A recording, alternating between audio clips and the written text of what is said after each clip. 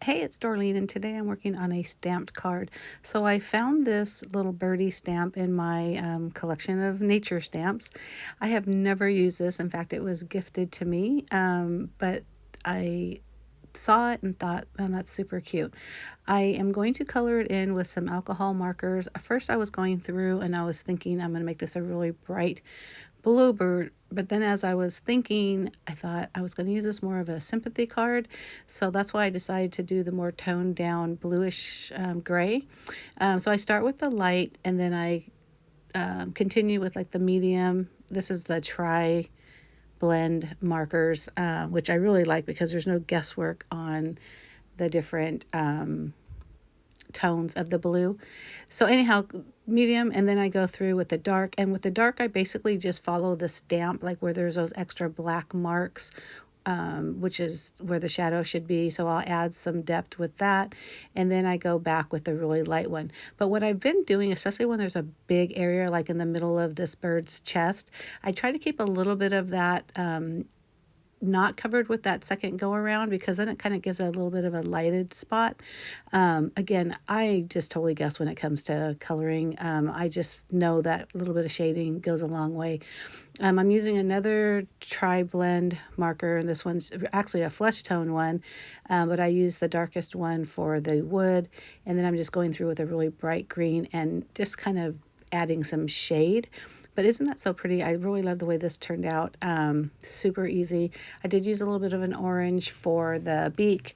I originally just used that same brown as the wood, but realized it needed a little bit more like honey yellow tone. I did grab another grayish, or I think this was like a warm brown or something, to do a shadow just on the right hand side. I'm just using a 2 3/4 inch circle punch to punch that out. And then I'm using black ink pad instead of matting this with like a black piece of cardstock. I thought it gives that same look when I just use the black ink pad around it. I am going to cut just a little piece of scrap paper to cover the bird, and then I'm going to add some dark roast, which is like a dark brown splatter to it, just to give it a little bit of something. And because it takes a minute to dry, I didn't really want to touch that, but I just tossed that off.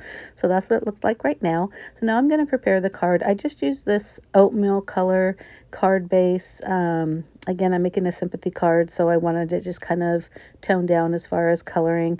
So once I fold that in half and use my bone folder to burn that edge a little bit. So I grabbed one of these background stamps, which I have a ton of, and I rarely use them.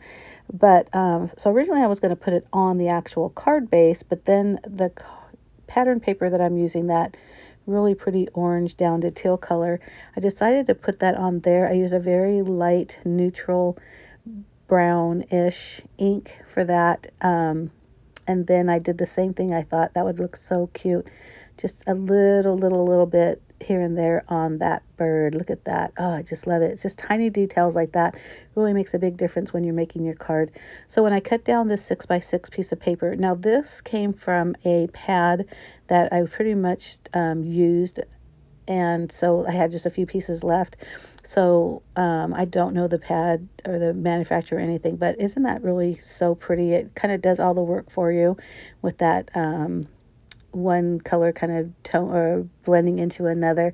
And again, kind of like sunrisey, but not sunrisey. I'm sure that's a word, right? I did decide to just stamp the sentiment directly on that. I had already adhered that pattern paper to the card base, but I decided to put it in my MISTI because I didn't want to mess up on the sentiment and then have to kind of redo my thought process on the card. But that was super simple, and I just got a little a sentiment that was appropriate for a sympathy card. I'm going to put this little bird guy on using some foam adhesive, and that's pretty much it for the card. I really like the way this looks. After I was done, I thought I probably should have put a piece of twine or something, but I wanted it to go left to right, and I didn't want to try to peel up that paper, so I thought this was fine.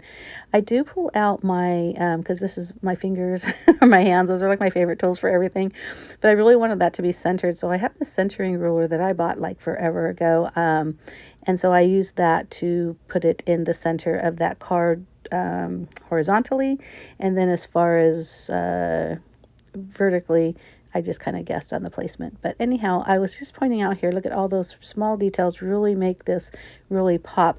And then I decide that white eye was kind of hidden a little bit, so that's why I use that white pen. And then just kind of as I had it in my hand, I decided to add little dots here and there to the bird as well. So just another detail, but look at how pretty that is. That just really stands out to me.